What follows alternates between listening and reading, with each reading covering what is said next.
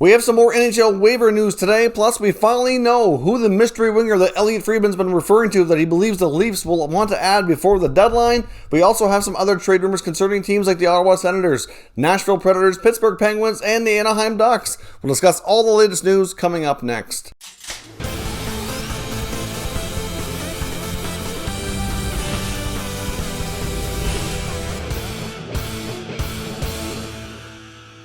So welcome back to another video here at Top Shelf Hockey. Now, as I mentioned, we have some NHL waivers news. We'll start the video with that. Nothing too major. Devon Shore of the Edmonton Oilers is on waivers here today. So, of course, he'll be available for other NHL teams to put in the claim up until noon Eastern time tomorrow. We've had a fair bit of players go through the waiver wire here in the last 4 or 5 days, but we haven't really had any claims in some time, and there's been a lot of interesting names out there, with some decent contracts. So surprising, but a lot of teams are just tied up against the cap, and I think it's going to be one of those years where we have a lot of waiver activity but not a lot of claims. But we will see. Like, for example, Alex Galchenyuk went through waivers and then was traded the day after, because some teams prefer to have money going out and contracts going out to kind of offset what's coming in, instead of doing a waiver claim where they can pick them up for nothing. I know I've seen that comment a lot on different videos. Well, why wouldn't they claim them in waivers when they could have got them for nothing? It's because they want something else to go out to offset. It's just that simple. They can only carry so many contracts. Of course, they have their salary cap to worry about, and then they're if they're going to the minors or the taxi squad, they have to factor all that in. And sometimes it just works easier to have something go out to kind of replace it. So just quite simple as that. It's always a numbers game. Now, as I mentioned today, we're going to take a look at some trade talk involving a number of teams, but let's start off with the mystery winger that Elliot Friedman's been alluding to in his last couple of 31 Thoughts podcasts and blogs, where he said that he had it written down on a piece of paper, a top 6 winger that the Maple Leafs would likely have interest in and adding before the deadline. And it turns out that that's Predators forward Mikael Granlund. Now, he's an interesting guy for the Leafs to possibly be targeting here. Now, of course, he didn't have a lot of information in the beginning. He said that he wasn't going to reveal the name because he didn't have enough info to suggest that they were definitely interested in acquiring him. But now that he's revealed the name, he didn't really say more. So I'm not sure if he's got these sources to say that yes, there's interest or not. He didn't really get into that in his current column here. But that is the player that he's been referring to. Now, of course, Granlund's an interesting case. He's put up multiple 60-point seasons in the past. Last year's numbers were certainly down a bit, but he did play better in Nashville after they did their coaching change. And then this year, so far, his numbers aren't too terribly bad. But obviously, he's a guy on a 1-year contract that could be on the move. And Nashville is not off to a good start this year. And we could see a situation where David Poile takes the Predators into a different kind of mode here. I mean, the Predators are a team that's been contending and in the playoff picture for a long time, dating back. If you look back to when they went to the Stanley Cup Finals there and lost to Pittsburgh, some time ago, they've really been in the picture ever since, and they've been trying to continue to build and go for it, but they've never gotten back there. That year they went to the finals was a surprise for them, and they've never really gotten back to that. They've kind of fallen further down into the earlier playoff exits or lower standings, and it's not working out. So we'll get into the Predators a little bit more here in a minute. But from the Leafs standpoint, Granlund's a contract that might be a little bit hefty to take on right now, but depending on what they were to send out to Nashville in return, it could certainly be a possibility that they could make it work, depending on what they're able to accrue for cap space between now and the NHL trade deadline. But with the contract that he's making, around $3 million, it's a little pricey. But if they give up some of those depth guys that they have a lot of players that are, fringe bottom 6 guys. And Granlund would probably be a third-line winger, I would suspect. In Toronto, I'm not sure if he would be a top 6, maybe depending on injuries. He's a guy who could probably go up and down, depending on where you needed him. But he's an interesting player. I mean, Toronto, we saw their, I guess you can call it a bit of an epic collapse last night against the Senators, falling 6-5 in overtime after having a 5-1 lead. I have to think that some players like Barabanov really hasn't worked out. Jimmy Vesey hasn't really been a great experiment. The fact that they picked up Alex Galchenyuk certainly makes me think that they have concerns about other guys that could be in that bottom 6, that he's going to be another depth guy to compete for a spot there. So, considering how inconsistent he's been, that doesn't give me a lot of confidence in some other guys. But guys like Spezza's been good. Travis Boyd's been good. Pierre Engvall had a good goal last night, so he's certainly fighting to keep his name in there. And he's not going to be waivers exempt anymore, so that's going to change things for the Leafs and not dynamic with Pierre Engvall. But anyways, we'll have to wait to be seen here what the Preds and the Leafs do if they do hook up on a deal. But now we know Granlund is the guy that Elliot Friedman believes the Leafs are going to go after. So let me know your thoughts. I know a lot of Leaf fans watch these videos. Let me know your thoughts on the Leafs possibly targeting him as a trade deadline acquisition. Do you see him being a good fit? And what kind of package would you be willing to give up in order to make that happen? I mean, you might have to give up, more than you might think because to make the numbers work as well because of his contract. And of course, if the Preds are going to start to go towards a bit of a rebuild or a reset, they're going to want some younger assets. So some guys like a Liljegren, Sandin, Robertson, as much as you might not want to part with them, that's probably what they're going to be asking for. So let me know your thoughts on that and we'll discuss a little bit further. We might as well stick with the Predators. There's been more talk about Nashville and Elliot Friedman's latest 31 Thoughts blog that came out today.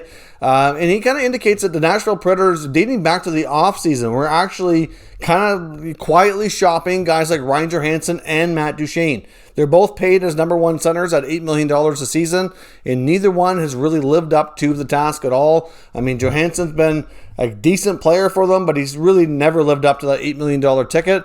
And Duchene's only going into his second year, but still, he didn't really live up to last year's expectations. Started off slow this year as well. Again, a good player, but I've always had concerns about Matt Duchene. And I know when he was in Ottawa, there was a lot of talk about retaining him, extending him. And I had a feeling he was going to be one of those guys that once he get his contract, once he get paid, that the point totals were going to drop, that the effort was going to drop, because I personally, and this is just my personal opinion, I'm not convinced that Matt Duchene plays with a lot of heart. I think he's more interested in a lot of other things, and making money was a bigger priority for him than maybe winning a Stanley Cup. I mean, I'm sure he'd love to win a Stanley Cup. I just don't think it's as important to him as some other guys around the NHL. He's been a guy that's bounced around a little bit now, and there's certainly been some question marks on him, on his character a little bit. The Predators are certainly possibly going to be looking at maybe a rebuild situation here soon if they don't do well this season, and things have not started well. It's going to be tough for them to get in the playoffs, and there is word that Poile would be willing to trade one of his top two centers here if he can find a taker. Now, of course, it's not going to be any easy task because these are big ticket contracts, but the good thing that Poile does is he rarely gives out no trade clauses. So right now, he can trade those guys without their consent. In Duchene's case, he does have a modified no trade the last couple of years of the deal, but that's still a few years away from kicking in. So they have the flexibility if they can find a team to take them on. Like I said, that's not going to be any easy task, but if they were shopping them before in the offseason and where things are where they're at now, they would be willing to move them on if they can find a contract, if they can find a taker, and it would not be shocking at all to see this team go into a rebuild mode. And if they did, I have to wonder if David Poile sticks around as GM, considering he's getting up there in years. He's been a GM for really long time. He's the only GM in Predators history. Maybe it's time for him to move on and let somebody else handle the rebuild. I don't know how he feels about that or how ownership feels, but you have to think that maybe a change in leadership there would be required, but he might stick around. Maybe he's a senior advisor or something to help kind of get things started. I don't know. That's just a take on my part. Now, as I mentioned as well, I want to touch on the Anaheim Ducks and the Pittsburgh Penguins. Now, there is some rumors flying around there, and of course, when we talk about rumors, I can never guarantee that there's 100% truth to them. They're just interesting topics. I know some people comment sometimes like, oh, these rumors never happen. A lot of times they do happen. Look at all the players that have been traded over the last few years when I've had this channel, many of which we've discussed in the rumor mill. So there you have it. But, this is not guaranteed like it's going to happen, but there are some people out there that feel that John Gibson in Anaheim wants out, and he really wants to consider a change of scenery due to concerns over the future of the Ducks, and that not necessarily that they're being mismanaged or anything, but the fact that where he's at in his career doesn't really line up well with all the youth that's coming in. Clearly, the Anaheim Ducks have the potential to be a really solid, high-ranking team here in a few years' time. They've got a really good prospect pool. I really like a lot of their younger players, including Jamie Drysdale and Trevor Zegras, which are tearing up the American Hockey League right now. And they have lots of other younger players that are at the NHL level too. Comtois, Terry, Sam Steele. There's some others, like they have some other blue liners that are not, still in their mid-20s too. But, in the case of Gibson, he's not old by any means, but he's a little bit older, a little further into his career. He's got his big contract right now, and he's, at a situation where by the time they're ready to contend, he might be towards the end of his career, and that may not be something that he wants. So there's some people out there believe that the Penguins are going to make a pitch for him, and if this does not happen anytime here in the rest of the season, which is probably unlikely, I would think, it's more likely for the offseason. We've talked about the fact that the Penguins seem like they definitely want to address goaltending, and obviously they want to bring back Marc-Andre Fleury. They've attempted it numerous times. Apparently Jim Rutherford tried it during the offseason, didn't get it done. After Rutherford resigned, ownership and the interim GM had made more contacts with Vegas trying to see if they would do it again. No dice. And now Fleury, the way he's been playing lights out. He's been like an awesome goaltender. Like, they're not going to give him up right now. Their cap situation isn't great, but they're not in a situation where they have to unload him right now, and they're not going to give him up. They're going to go for that Stanley Cup again this year, as they're one of the top teams in the league here yet again. So, could something happen in the offseason?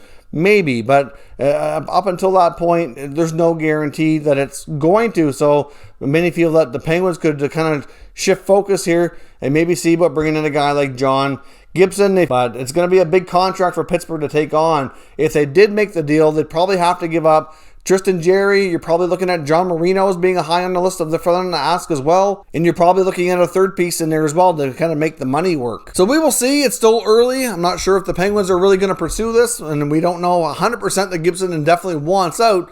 But that's the latest rumor on those teams, and we'll see if anything comes from it. But if the Penguins were to make a push to acquire John Gibson, give me your mock trade proposals down below in the comment section. Now lastly, here's one to do a quick update as well on the Ottawa Senators. There are reports out there as well indicating that newly acquired forward Ryan Dzingel, who's going to be in his second stint with the Senators, there's no guarantee that he sticks around with the Senators either into next year or even to the end of the current season. He won't be able to play for the Senators until around March the 1st because he has to quarantine for 14 days after being acquired due to the Canadian rules of isolation when entering the country. He was interviewed today and kind of made it sound like he could be a good piece to help the young kids. Obviously, he also made it sound like a prime situation where the grass isn't always greener on the other side. He reportedly turned down, I should say, a 5-year, $5 million contract to extend in Ottawa before he was traded.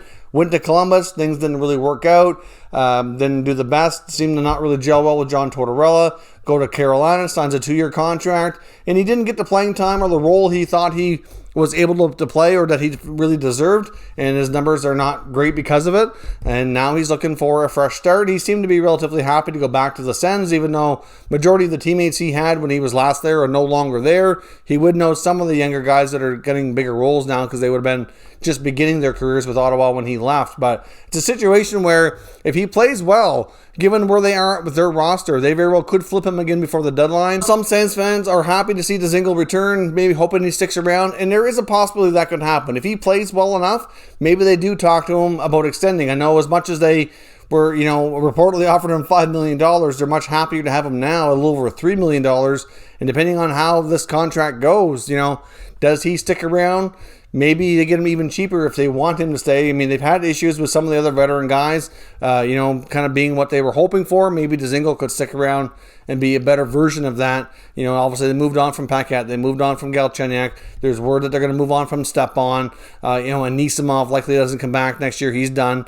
So they need somebody to kind of insulate some of these young guys. And he's not overly old. He's only 28 going on 29. So, anyways, he could stay, but by no means, if you're a Sens fan, should you get excited. There's a real good possibility they might try to help him play well, build up his value, and then move him on again by the NHL deadline. So let me know your thoughts on everything discussed here today down in the comments, and we'll discuss further. If you're new to the channel, consider subscribing and turning on your notifications so you don't miss any future content, and give this video a thumbs up if you enjoyed it. I'd appreciate it if you did. As always, thank you for watching, and I'll catch you next time.